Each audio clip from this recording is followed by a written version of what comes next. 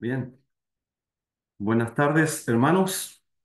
Les saludo a la distancia, porque parece que debo empezar, ¿verdad? Sí. Bien, saludo a todos en este año que comienza, 2025. ¿Quién lo diría que el Señor nos está permitiendo entrar al año 2025? ¿Quién lo hubiera imaginado? 2025. Y entonces ustedes me conceden el honor de predicar el Evangelio en este primer domingo del año para ustedes, primer domingo del año. Así que muchas gracias por el honor. Vamos a abrir la palabra del Señor en el Evangelio de Juan, en el capítulo 18. Juan, en el capítulo 18. Y la lectura va a comenzar en el versículo 1. Juan 18, 1. Dice así la palabra del Señor, para los que están siguiendo la lectura. Habiendo dicho Jesús estas cosas, salió con sus discípulos al otro lado del torrente de Cedrón, donde había un huerto, el cual, en el cual entró con sus discípulos. Y también Judas, el que le entregaba, conocía aquel lugar, porque muchas veces Jesús se había reunido allí con sus discípulos. Judas, pues, tomando una compañía de soldados y alguaciles de los principales sacerdotes y de los fariseos, fue allí con linternas y antorchas y con armas. Pero Jesús, sabiendo todas las cosas que le habían de sobrevenir, se adelantó y les dijo: ¿A quién buscáis? Le respondieron: a Jesús Nazareno. Jesús les dijo: Yo soy. Y estaba también con ellos Judas, el que le entregaba. Cuando les dijo: Yo soy, retrocedieron y cayeron a tierra. Volvió pues a preguntarles: ¿A quién buscáis? Y ellos dijeron: a Jesús Nazareno. Respondió Jesús: Os he dicho que yo soy. Pues si me buscáis a mí, dejad ir a estos, para que se cumpliese aquello que había dicho: de los que me diste, no perdí ninguno. Entonces Simón Pedro, que tenía una espada, la desenvainó e hirió al siervo del sumo sacerdote y le cortó la oreja derecha. Y el siervo se llamaba Malco. Jesús dijo a Pedro: mete tu espada en la vaina. La copa que el Padre me ha dado, ¿no la he de beber? Que el Señor bendiga su gloriosa palabra esta tarde, mañana, desde acá, desde Australia. Los hermanos han orado bien, pidiendo al Señor que Él pueda abrir el entendimiento que de alguna persona, de alguien que esté escuchando el Evangelio en esta hora. Quizá alguno fue invitado a escuchar la palabra, o el Señor permita que posteriormente alguien pueda escuchar este mensaje. Y el único propósito que está en el corazón del que habla, y por supuesto de aquellos que están, son del Señor, es que el Señor abra el entendimiento y alguien pueda ser alcanzado con el Evangelio. Ese es el único propósito de esta reunión. No hay otro propósito. El Evangelio de la gracia de Dios. El tema central del Evangelio es el Señor Jesucristo, no hay otro. Podríamos hablar de nosotros, podríamos hablar de nuestros méritos y no nos tenemos delante de Dios. Sin embargo, el tema central es la persona de Cristo, es la persona del Señor Jesús y es la obra de la cruz. Los cuatro evangelios que tenemos en el Nuevo Testamento enfatizan como el centro la cruz. Cada uno de los evangelios es o caminan o se dirigen a describir la cruz del Señor Jesucristo. Los invito en esta hora a contemplar al Señor Jesucristo en la antesala de la cruz, en los momentos previos a la cruz, especialmente desde la perspectiva de Juan, el evangelista. Vamos a contemplar en esta hora a la persona de Cristo. Esa es la idea. Los invito a ver la gloria del Señor Jesucristo. Pero será una gloria no como usted se la imagina, como entendemos la gloria. La gloria en Juan es distinta, lo que Él nos va a enseñar y lo que Él nos va a mostrar aquí en esta sección. Los invito en este mensaje a considerar tres puntos. Alguien dijo que tres es el número mágico, si se puede decir mágico, en la predicación del Evangelio. Mire, dije mágico. Tres puntos, nada más. Entonces nos permite concentrarnos en el mensaje. Vamos a ver, primero, le puse al punto uno, está un poco complicado, pero ya va a entender por qué digo esto. Le vamos a poner eligiendo lados. Así, sinceramente, así, simplemente eligiendo lados. Ya va a entender a qué me refiero. Vamos a ver como segundo punto la gloria del Señor Jesucristo. Vamos a ver su gloria en esta sección. Qué mejor que predicar el Evangelio y hablar de la gloria del Señor Jesucristo. Y vamos a terminar con una pregunta. Y le puse aquí la gran pregunta. Vamos a hacer esto personal. El Evangelio es personal, es directo y debe confrontar entonces al oyente con una decisión. De lo contrario, es una charla, ¿verdad? Vamos a hablar entonces de elegir lados, de tomar una decisión. Segundo, vamos a hablar de la gloria del Señor Jesucristo. Y finalmente, vamos a terminar con una pregunta personal que el mismo Salvador va a hacer, hace en esta sección.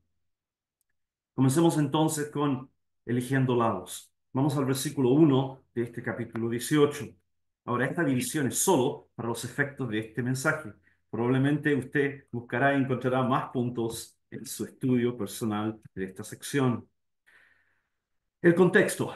Noten ustedes lo que dice en el versículo 1 del capítulo 18 para los que están siguiendo la lectura y el mensaje de la palabra. Habiendo dicho Jesús estas cosas, ¿a qué cosas se refiere? El contexto es importante.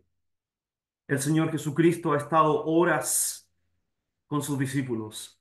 Ha estado conversando con ellos en la intimidad del aposento alto, que comienza en el capítulo 13 y termina en el capítulo 16, finalizando con la oración del Señor Jesucristo en el capítulo 17.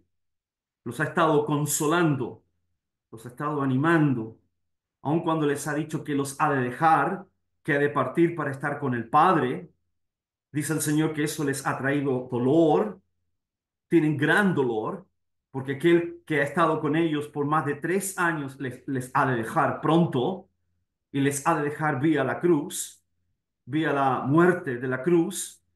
Ellos aún no lo entienden. Hay mucha confusión en los discípulos, pero en definitiva lo que centra el capítulo 13 al 16 es la preparación de lo que ha de ocurrir con los discípulos posterior a la cruz. El Señor los fortalece, los anima, no quiere que se escandalicen con la persecución que les ha de venir, les habla claramente que el mundo los ha de aborrecer, incluso les ha de dar muerte, y entonces les promete la venida, les promete un poder sobrenatural, que es el Espíritu Santo. Bueno, el Señor ha hablado todo eso en el 13 al 16 y ha confirmado las promesas en el capítulo 17, diciendo aún que los discípulos estarán con él. Les promete el cielo, les promete el cielo, les dice que va a preparar lugar para ellos en el cielo y aún les promete que vendrá otra vez. Este es el Evangelio. Todo se centra en la persona de Cristo y se centra en lo que Él hará en un momento, hará en los siguientes capítulos. ¿Cuál es su muerte, su crucifixión? Todo depende, y esto es precioso, todo depende, todo lo que ha prometido en el 13 al 16 y lo que ha orado y lo que ha derramado delante del Padre depende exclusivamente en su obra, depende exclusivamente en lo que Él ha de hacer en la cruz. Por eso que la cruz es esencial en el Evangelio. Alguien dijo, me acuerdo, aprendiéndolo de joven, no hay evangelio sin la cruz. No hay evangelio sin la descripción, la proclamación de la muerte de Cristo en la cruz. No hay evangelio. El Señor lo deja claramente establecido en esta sección. El Señor termina sus palabras entonces y se dirige a la hora. En Juan es la hora. Vamos a decir algo más de eso. Por eso dice ahí, habiendo dicho Jesús estas cosas. Termina sus palabras. Pero recuerden que le pusimos al primer título Eligiendo lados. No vamos a hacer un análisis de los versículos, sería interesante, pero no va más allá del propósito de esta reunión. Noten, le puse elegir lados. El Señor Jesucristo, dice el versículo 1, sale con sus discípulos al otro lado del torrente del Cedrón. Este era un pequeño riachuelo o que corría, un río que a veces estaba seco, ¿cierto? Y también por la estación tenía agua a veces. El tema es que este río que dice aquí, torrente, donde el Señor Jesucristo busca refugio, era un lugar frecuente que el Señor Jesucristo visitaba con sus discípulos. Y es importante porque está a la vista del templo. Es la Pascua, hay gran cantidad de personas, es la fiesta más importante de los judíos y el Señor Jesucristo sabe que su hora está cerca. Y el contexto aquí es la Pascua y fíjense ustedes cómo el Señor Jesucristo, y a eso quiero llevar en este primer punto, busca un lugar que es Getsemaní, un jardín, como dice el versículo aquí, donde había un huerto. Sabemos que Getsemaní en el cual entró con sus discípulos. Tome nota, con sus discípulos. Y también Judas, el que le entregaba, conocía aquel lugar, porque muchas veces Jesús se había reunido allí con sus discípulos. El Señor Jesucristo quiere estar con sus discípulos, quiere estar con los suyos en este momento.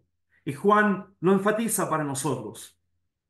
Los discípulos están con el Señor, los auténticos, los reales, los que son de Él, están con el Señor. Mire usted lo que dice entonces de Judas. Dice así la palabra del Señor. Judas pues tomando una compañía de soldados y alguaciles de los principales sacerdotes y de los fariseos. Dice la escritura aquí que Judas, dice el texto, el Señor pregunta entonces a qué vienen a buscar. Y Judas estaba con ellos. Note lo que dice el versículo 5 en la segunda parte. Y estaba también con ellos Judas, el que le entregaba. Juan quiere dejar en claro dónde está Judas. Espero que me siga el pensamiento. Judas no está con el Señor Jesucristo. Son los discípulos que están con el Señor. Es interesante porque hasta este punto nadie sabe quién ha de quién ha de traicionar al Señor. Nadie lo sabe. Judas ha salido del aposento alto porque el Señor le dice que lo que tiene planeado hacer lo haga más rápidamente, pero los discípulos no saben a qué se refiere el Señor. Pero es en este momento, y eso es lo crucial, es en este momento en que el Señor está en el jardín de Getsemaní, está con sus discípulos, en la noche de aquel momento, que Judas muestra quién realmente es. Esa es la idea. Como decimos, muestra su real color, muestra quién es, de qué lado está. Y el tema es que no está con Jesús. No hay neutralidad, no hay un punto medio cuando se predica el Evangelio. Eso es lo que quiero transmitir. Y ojalá así lo pueda hacer. Usted está escuchando el Evangelio y al escuchar el Evangelio, No hay un punto intermedio, no hay un punto de neutralidad. Vivimos en tiempos, ¿verdad?, que se habla mucho de la neutralidad. Cuando hay un tema político, cuando hay un tema militar, la gente suele tomar el tema, la posición más cómoda de neutralidad. Es más políticamente aceptado, ¿verdad? Es tomar una situación de no ni frío ni caliente, decimos, ¿verdad? Pues bien, Judas tomó una posición contra el Señor Jesucristo y los discípulos están con Jesús. Querido oyente, ¿qué de usted? ¿Dónde está usted? Ese es mi primer punto. Y le animo delante del Señor, y sé que mis hermanos lo hacen también en oración, que cada uno de los que está escuchando esté en Cristo, que tome su posición. El que no está con Cristo está contra Él. Es con Él o contra Él. Pues bien, el jardín de Getsemaní, el torrente en el lugar donde estamos describiendo, Juan lo presenta como el punto de encuentro, esa es la idea del texto, entre aquellos que están con Jesús y aquellos que le vienen a apresar, a arrestar. La posición es clara. Debe usted tomar una posición. El apóstol Pablo podía decir, después de encontrar al Señor Jesús o ser hallado por el Señor, que él ya, si conocía a Jesús en la carne, ya no le conocía así. Antes respiraba amenazas, odio contra el Salvador, hasta que fue humillado delante de Jesús y recibió a Cristo como su Salvador. Habiendo estado en tinieblas, habiendo sido un perseguidor, entonces el Señor lo recibe. Querido oyente, tome su posición. La neutralidad no es de Dios. Hubo un hombre que tomó una posición neutral y dijo, el problema es suyo, y ese fue Pilato. Cuando tenía la multitud que pedía a Barrabás, ¿era Barrabás o el Señor Jesús? Eso va a ocurrir en un momento más en la lectura en Juan. Y Pilato, bueno, el problema no es mío, se lava las manos delante de la gente. El problema es de ustedes, yo no soy judío, esta no es mi religión, es de ustedes el problema. Pues bien, el problema era de Pilato y él tuvo que hacer una decisión y la decisión la hizo condenando al Señor Jesucristo. Pues bien, debe usted tomar un lado. Mi segundo punto, la gloria del Señor Jesucristo. La gloria del Señor Jesús. Si me acompañan, del 1 al 3, tenemos entonces que Judas viene, versículo 2 dice, Judas que le entregaba conocía aquel lugar. Noten en cuenta, los que están siguiendo la lectura, Judas conoce el lugar.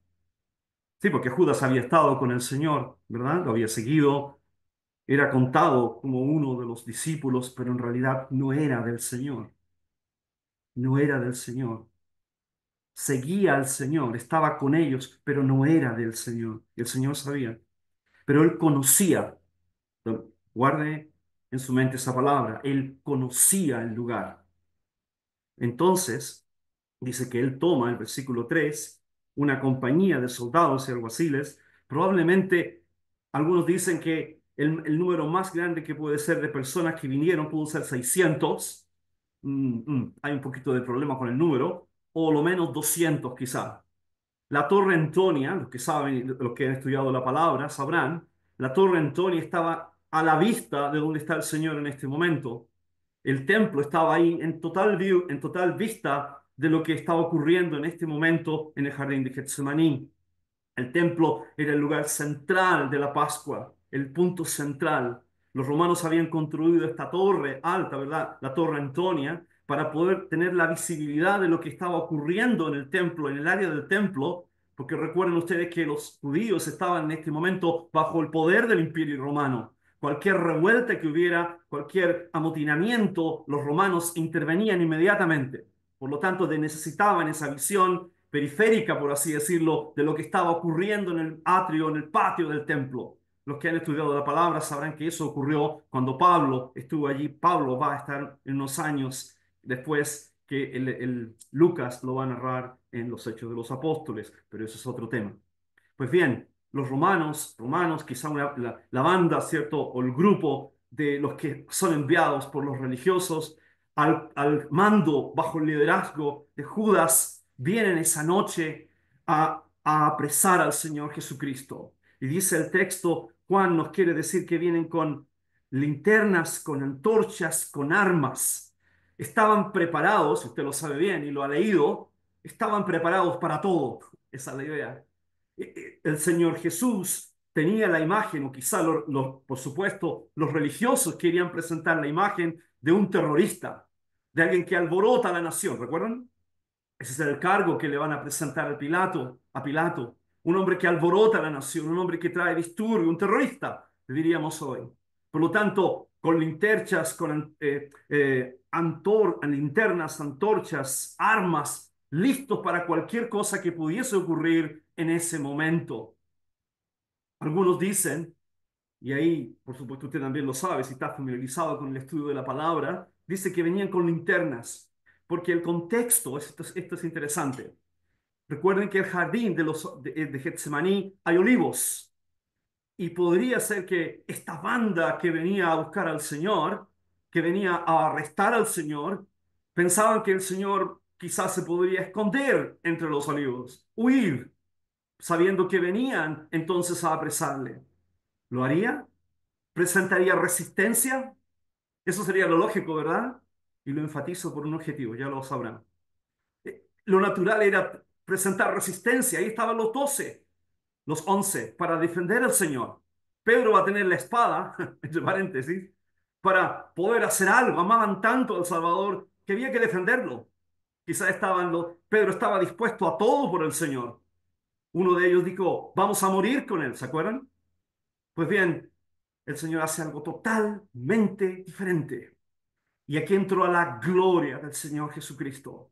Y Juan, querido oyente, quiere dejar en claro quién es Jesús, quién es el Señor Jesucristo, quién es aquel a quien vienen a buscar aquella noche.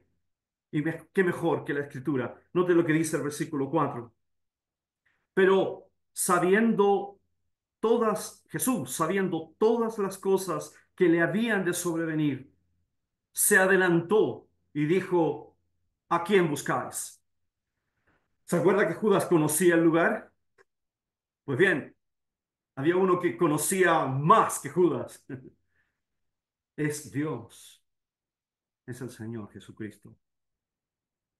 Juan quiere dejar en claro que es aquel que está en el jardín de Getsemaní, en el torrente del Cedrón, en aquella área, no es otro que Dios mismo. Para los lectores del Evangelio de Juan, es claro que aquel que está en aquel lugar es el verbo hecho carne. Juan lo ha dicho, aquel verbo fue hecho carne y habitó entre nosotros y vimos su gloria. Juan lo deja en claro en el capítulo 1 que aquel que es el logos, aquel que es la razón de todo lo que existe, el agente creador de todo, el creador mismo, es el Hijo de Dios al final del capítulo 1 y es aquel que está aquí en el jardín de Getsemaní. Es el que lo sabe todo, dice el versículo 4, pero Jesús sabiendo todas las cosas que le habían de sobrevenir. Querido oyente, al Señor Jesucristo no lo pillaron por sorpresa. Gloria a Dios por eso. El Señor Jesucristo no es un hombre que está actuando de acuerdo a las circunstancias. Él sabe perfectamente lo que ha de sucederle. Entre paréntesis, es Él que ha desatado este momento. Si ahora viene Judas, si ahora vienen los romanos, ahora vienen los religiosos a tomarle, es porque Él lo ha determinado así. Los judíos querían tomarle después de la Pascua, pero es el Señor Jesús que dice no durante la Pascua. Es el Señor Jesucristo que al principio del comentario, de la conversación en el aposento alto, le dice a Judas, lo que has de hacer, hazlo más rápido. Es Él el que apura los acontecimientos de la cruz, porque es Juan que quiere decirte, querido oyente, que Él está en control, que es el Señor Jesucristo el que está en control. Él es Dios. Él sabe todo lo que le ha de acontecer. La cruz no fue un accidente para Dios. Es maravilloso esto. Lo sabemos todos, pero es maravilloso encontrarlo otra vez. Créanme. La cruz no fue un accidente en el plan de Dios. La cruz es el plan de Dios. La cruz y todo lo que el Señor Jesucristo padeció es el mandamiento que el Hijo recibió desde la eternidad. Un hermano oraba eso. Este mandamiento recibí de mi Padre, que Él ponga su vida. Él sabe lo que le espera. Él sabe que tiene que poner su vida. Él sabe todo lo que le ha de sobrevenir. El Señor Jesucristo lo sabe todo. Es, alguno dirá, bueno, pero ¿qué es todo lo que le ha de sobrevenir? ¿Qué es todo lo que le ha de sobrevenir? El evangelista Mateo en el capítulo 16, versículo 21 dice, desde entonces comenzó Jesús a declarar a sus discípulos que le era necesario ir a Jerusalén y padecer mucho de los ancianos y de los principales sacerdotes y de los escribas, noten, y ser muerto y resucitar al tercer día. Entonces Pedro, tomando aparte, le dijo, comenzó a reconvenirle diciendo, Señor, ten compasión de ti. En ninguna manera esto te acontezca. Pero él volviéndose dijo a Pedro, quítate delante de mí, Satanás, porque me eres tropiezo, porque no pones la mira en las cosas de Dios, sino en las de los hombres. Querido oyente, cuando leí esta porción, uno se conmueve, porque lo que el Señor está diciendo aquí en Mateo capítulo 16, versículo 21 al 23, es que él sabía todas las cosas, como lo hemos visto en Juan, y él sabía que le era necesario ir a Jerusalén, que le era necesario morir en la cruz. ¿No es precioso? ¿No es precioso? Saber que el Señor Jesucristo, sabiendo todas las cosas que le han de venir, lo consideró necesario. Pedro le dice, ten compasión de ti. Pero el Señor Jesucristo, por amor al Padre, por amor a los pecadores, se negó a sí mismo, sabiendo todas las cosas que le habrían de venir, siguió adelante.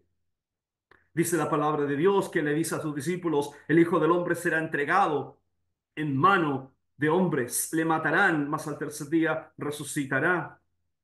El Señor Jesucristo sabía perfectamente. Subiendo Jesús a Jerusalén, tomó a sus discípulos aparte, dice Mateo 20, 17, en el camino y les dijo, he aquí subimos a Jerusalén y el Hijo del Hombre será entregado a los principales sacerdotes, a los principales escribas y le condenarán a muerte. Le entregarán a los gentiles para que le escarnezcan, le azoten, le crucifiquen. Marcos dice, le escupan, le azoten, mas al tercer día resucitará. Gloria a Dios, el Señor Jesucristo sabía en detalle todo lo que le habría de ocurrir. Sin embargo, Él continúa adelante hacia la cruz. Juan quiere decirte, querido oyente, que este es el amor de Dios, que este es el amor del Señor Jesucristo, que Él continuó adelante. Es glorioso. Cuando dije que Juan describe la gloria de Dios, noten ustedes lo que dice que el versículo, noten lo que dice la palabra de Dios. Versículo 4 dice que él pregunta, ¿a quién buscáis? Versículo 5 le respondieron a Jesús Nazareno. Jesús les dijo, yo soy, y estaba también con ellos Judas. Versículo 6 cuando les dijo, yo soy, retrocedieron y cayeron a tierra. Esto es precioso, porque el Señor Jesucristo, Jesús, les pregunta, ¿a quién buscáis? ¿A quién buscáis? Ellos dicen, Jesús Nazareno. Para ellos, el que estaba allí era simplemente Jesús Nazareno. Juan comienza su evangelio. ¿Se acuerdan? Uno de los discípulos dice, ¿de Nazaret puede salir algo bueno? Es simplemente el hijo del carpintero, nos dirá otro evangelio. Pilato va a poner al Señor Jesucristo en unas horas más frente a la multitud y dirá, he aquí el hombre, es solo un hombre. El Evangelio de Juan completo es acerca de la ceguera del hombre con respecto al Señor Jesús. El Evangelio de Juan es completo de principio a fin para describirnos el pecado del hombre. Juan habla abundantemente del pecado, para decirnos que el pecado es como ceguera, están en tinieblas, aman las tinieblas, para decirnos que el pecado es esclavitud, son esclavos del pecado, para decirnos que aquel que está sin Cristo muere en sus pecados. Y para decirnos aún más que aquel que muere en sus pecados, que se confía en sus propios méritos, como los fariseos, no van al cielo. El Señor Jesús le dijo claramente a los fariseos, donde yo voy, ustedes no pueden venir. Si usted está sin Cristo en sus pecados, usted no puede ir al cielo. Usted me dirá, hermano, querido, o quien predica usted, usted no me puede decir eso. No se lo digo yo, se lo dice Dios. El Señor se lo dijo al hombre que podía y tenía más méritos que usted y yo juntos, Nicodemo. Ese hombre fue al Señor y el Señor Jesús le dijo, Nicodemo, eres un ciego. No puedes entrar en el reino de Dios, estás lejos del reino. A un hombre que se consideraba en el reino, estaba lejos del reino, delante de Dios. Pues bien, el Señor, para ellos era solo Jesús Nazareno. Juan quiere dejar en claro que Él es más que un hombre, que Él es más que un hombre. Porque cuando el Señor dice, yo soy, caen en tierra. No sé qué ocurrió allí. Puede usted conversarlo. ¿Qué ocurrió allí? No sé. Pero sí sé que la majestad, la gloria del Señor Jesucristo fue evidente en su conducta, en su carácter, delante de estos hombres. No se escondió. ¿Sabe usted que hubo un hombre que se escondió en el huerto cuando pecó contra Dios? La primera pareja cuando desobedeció a Dios se escondió. El Señor le dijo, ¿dónde estás tú? Y aún Dios sigue preguntando al Señor, ¿dónde estás tú? Él sabe dónde está el hombre, pero quiere que el hombre se dé cuenta cuán perdido está delante de Dios. Pero gloria a Dios, que el segundo Adán no se escondió. El segundo Adán salió adelante y se mostró ya, yo soy. En el vocabulario de Juan, el yo soy significa que Él es Dios. En el vocabulario de Juan, el evangelista, aquel que se presentó delante de ellos, es el que dijo, yo soy el pan de vida. Es el que dijo, yo soy la luz del mundo. Es el que dijo, yo soy el camino, la verdad y la vida. Es el que dijo, yo soy la resurrección y la vida. Es el que dijo, yo soy la vid verdadera. Es el que dijo, antes de Abraham, yo soy. Ellos sabían perfectamente las implicaciones de él diciendo, yo soy. Si alguien está escuchando este mensaje, el Señor Jesucristo es más que un hombre, más que el mejor hombre de la historia, más que ponerlo a cualquier altura de cualquiera de los más ilustres de este mundo, más que cualquier otro sabio de este mundo.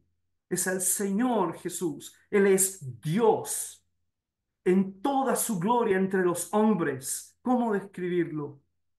No puedo, pero sí sé que ellos cayeron a tierra ante aquel que es completamente único, permítame la expresión y la gramática, diferente, único, incomparable, apartado de los pecadores, hecho más sublime que los cielos, perfecto, santo, el siervo de Dios. Pero, escuche bien, él sabía, el Señor Jesús sabía que él tenía que caminar a Jerusalén, ir a la cruz. ¿Se acuerdan lo que leímos? Le era necesario, y yo adoro a Dios, doy gloria a Dios. Podemos exaltar al Señor, porque para Él era necesario ir a la cruz. Mire lo que dice, por favor, si está siguiendo la lectura, versículo 10. Recuerden, estamos hablando de la gloria del Señor Jesús. Y aún no les he dicho qué es la gloria para Juan. Versículo 10 dice así. Entonces Simón Pedro tenía una espada, la desenvainó e hirió al siervo del sumo sacerdote y le cortó la mano derecha, la oreja derecha. Noten el detalle de Juan, es la oreja derecha. Importante el detalle para alguien que escribió tantos años después de lo que está ocurriendo. Juan quiere ser preciso en lo que está contando. Noten la precisión, el detalle de lo que está diciendo Juan.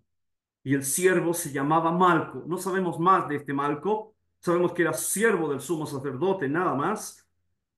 Versículo 11 dice, Jesús entonces dijo a Pedro, mete tu espada en la vaina, la copa que el Padre me ha dado, ¿no la he de beber?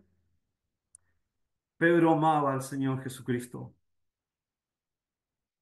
Lo amaba al punto de querer dar su vida por él. Por supuesto, se equivocó, fue más allá de su fe en ese momento, pero ese es otro tema. Estaba dispuesto a sacar la espada por su Salvador. Estaba dispuesto a ir a la guerra y combatir por el establecimiento del reino de Jesús en la tierra. Tenía solo una visión temporal del reinado de Cristo, de la persona de Cristo. El Señor Jesús le dice, no es la espada ahora. Permítanme la paráfrasis, el parafraseo aquí. No es la espada, Pedro, ahora. No es tiempo de la espada ahora. Es tiempo de la copa. Él vino a beber de la copa que el Padre le dio. Alguno dirá, bueno, no entiendo el vocabulario. ¿Qué quiere decir usted con la copa? Los creyentes lo entendemos, ¿verdad? Pero a veces los que no son del Señor no lo entienden. Pues bien, la copa no es una copa literal. No es que el Señor Jesús le esté diciendo a Pedro, yo tengo que beber de la copa. No es eso.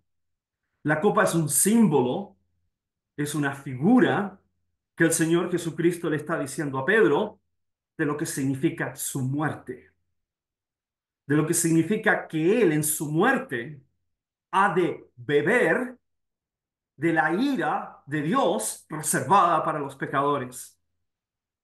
Él la ha de beber hasta el fondo. Una copa que según Salmo 75 fue reservada por Dios para los pecadores. Y querido oyente, aquí está la gloria del Señor Jesucristo en Juan. La gloria del Señor, por la cual Juan dice en el capítulo 1, nosotros contemplamos su gloria, quedamos anonadados, extasiados con la gloria de Jesús, es esta, que Él, siendo Dios, que Él siendo el gran yo soy, que Él desplegando todo su poder y la gente, mostrando su carácter de poder, de control, de soberanía en aquel momento, su majestad, que no entiendo, cayeron a tierra, postrados a tierra, el mismo es el mismo Jesús, es quien ha de beber de la ira, de la copa de la ira de Dios en la cruz. La grandeza del Señor Jesús no la alcanzo a describir. La gloria del Señor Jesucristo, indescriptible. La perfección, la santidad. Pedro mismo cayó ante él diciendo que él es santo. Este es aquel que estaba en Isaías capítulo 6, donde los serafines se postran ante él y cubren su rostro diciendo, Santo, Santo, Santo. Es aquel que está en la presencia de Dios. Es a quien contempla Esteban en el capítulo en Hechos de los Apóstoles, diciendo que está sentado a la diestra del Padre, está de pie a la diestra del Padre. Es el cual Hebreos nos dice que está sentado ahora a la diestra de la majestad de las alturas.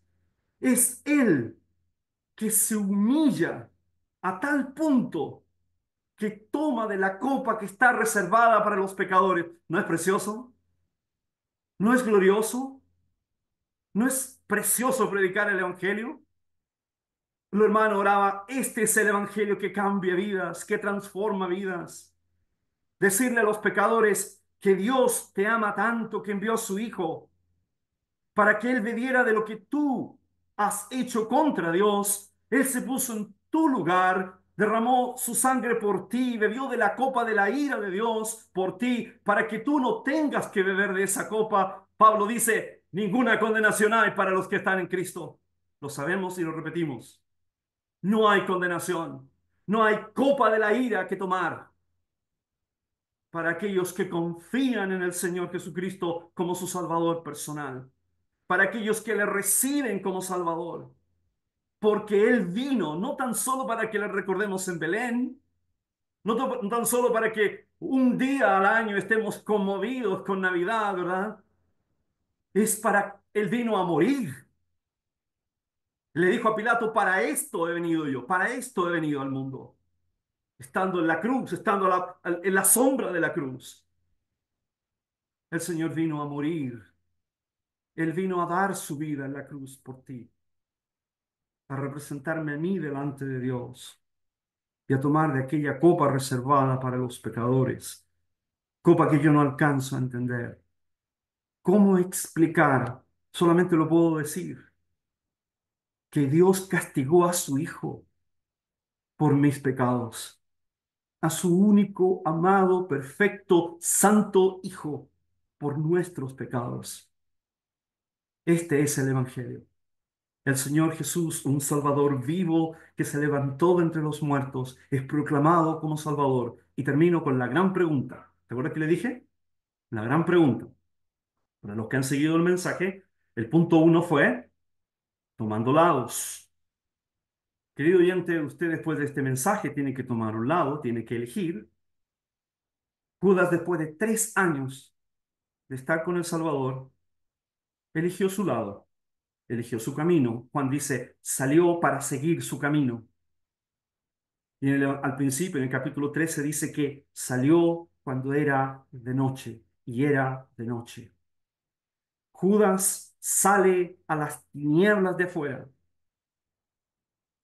buscó su camino. Ocho de los apóstoles nos dice que siguió su camino en tinieblas y se perdió. El Evangelio le llama el hijo de perdición. Eligió su lado. Los discípulos eligieron su lado. Eligieron al Salvador, lo siguieron a Él, aceptaron a Cristo. Pedro dice, ¿a quién iremos? Tú tienes palabras de vida eterna. Cuando el Señor le dijo, ¿me van a abandonar? ¿Esto os escandaliza? La palabra que yo he hablado, entre paréntesis, habló del Evangelio. Y Pedro dice, ¿a quién iremos? Tú tienes palabras de vida eterna. Entonces el punto dos fue, ¿quién es Jesús? Su gloria. La gloria que es de Él viniendo, habitando entre los hombres y dando su vida en la cruz. Mi tercer punto y final, y termino, es la gran pregunta. Y usted sabe cuál es la gran pregunta, ¿verdad? Si ha seguido el mensaje. El Señor pregunta 2 veces, versículo 4, ¿a quién buscáis? Versículo 7, ¿a quién buscáis? Yo le pregunto a usted, ¿a quién busca usted? ¿A quién busca? En el Evangelio, muchos buscaron al Salvador. Juan capítulo 6 nos dice que algunos buscaban al Señor por los panes y los peces. Lo buscaban por los milagros y no por las señales. En Juan la señal, cuando habla de la señal, indica la señal que Cristo es el Mesías. Cuando el Señor multiplicó el pan, cuando el Señor cambió el agua en vino, cuando el Señor levantó a Lázaro, cuando el Señor hizo las señales eran para que ellos se dieran cuenta que Jesús estaba allí, que Él es el Mesías. Vieron el milagro y no la señal, dice un comentarista.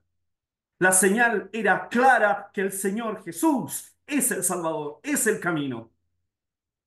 Muchos buscan a Jesús, al Señor, por los milagros, por los peces. Otros buscan al Señor Jesús, porque el Señor es el buen hombre, ¿verdad? Quizá un sabio. un buen maestro como Nicodemo, que buscó de noche. Otros buscan a Jesús para matarlo, lo buscaron para darle muerte, como Pablo, que respiraba amenazas de muerte y buscaba a aquellos que eran de Jesús. Otros buscan al Señor Jesús quizás para justificarse a sí mismos, como el joven rico, ¿verdad? Yo he hecho todo, ¿qué más me falta? Para justificarse a sí mismo buscan religión, para presentarse justos. Otros le buscan por curiosidad, como Saqueo. Le buscó, quería verle, pero al final del día aprendió que quien realmente le estaba buscando era Dios. Cuando uno busca al Señor, realmente aprende que realmente hay un canto, me acuerdo de la clase de jóvenes, uno aprende que era el Señor que me estaba buscando todo el tiempo. Saqueo aprendió que era Jesús que le estaba buscando. Y el sicómoro se transformó en el punto de encuentro entre Saqueo y el Señor Jesús. Y el Señor sabía su nombre. Otros le buscan en sinceridad. Juan habla en capítulo 1 que unos le buscaban, discípulos de Juan, porque habían escuchado de Juan, he aquí el Cordero de Dios que quita el pecado del mundo. Gastan tiempo con el Salvador. ¿Y saben lo que dicen al final de haber estado con el Salvador? Le dicen, hemos hallado al Mesías. Oh, gloria a Dios. Hemos hallado al Mesías.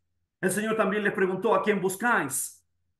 Ellos dicen, Rabí, ¿dónde moras? Comenzaron diciendo que era Rabí, maestro, y terminan diciendo que es el Salvador, que es el Mesías. Lo hemos hallado. Y muchos de los que están escuchando este mensaje pueden decir, lo hemos hallado, lo encontramos.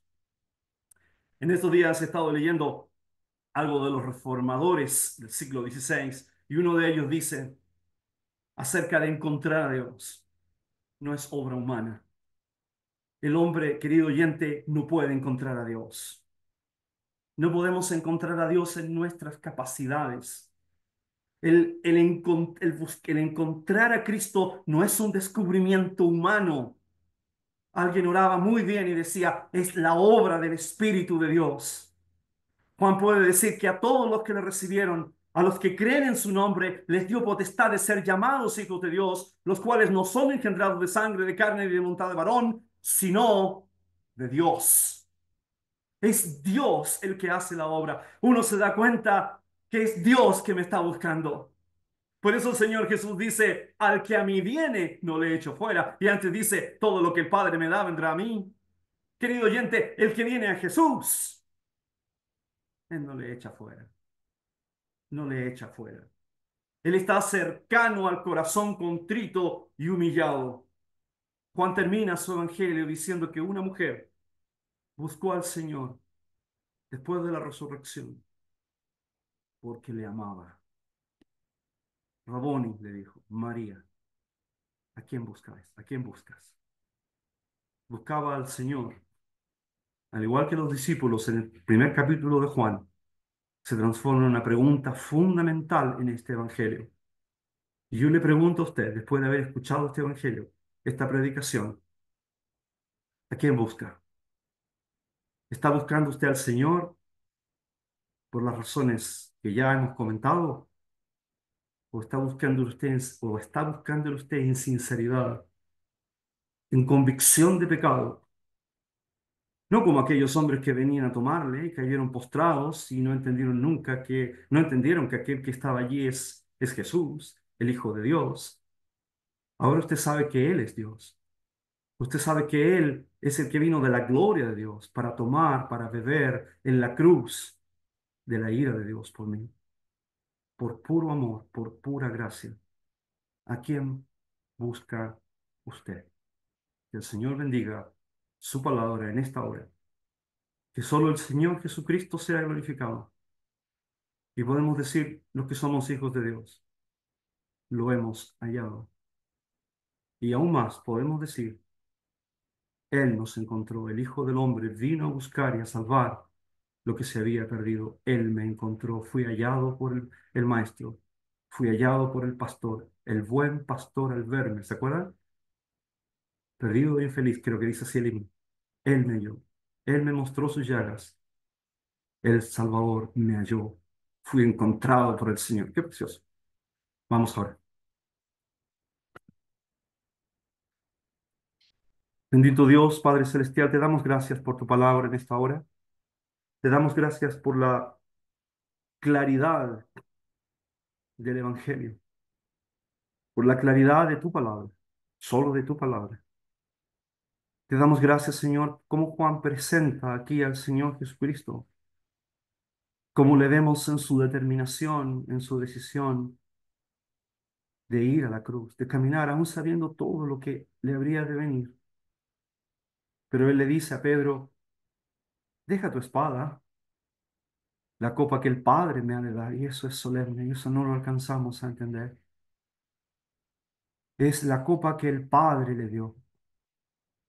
La cruz es el mandamiento del Padre para el Hijo, y el Hijo lo obedeció completamente. Oh, te damos gloria y te adoramos, porque es el Padre en su amor que le da al Hijo de la copa de la ira suya para que Él la beba. Él la bebe voluntariamente, no como yo quiero, sino como tú, dijo Él, para salvar pecadores. Porque Él sabía que era el único medio, la única forma de salvar pecadores, de llevar justos, de llevar pecadores a la gloria, muchos pecadores a la gloria, de llevar hombres y mujeres a Dios. Te damos gracias porque él aún pudo decirle a Pedro que él podía llamar legiones de ángeles y terminar con aquel momento.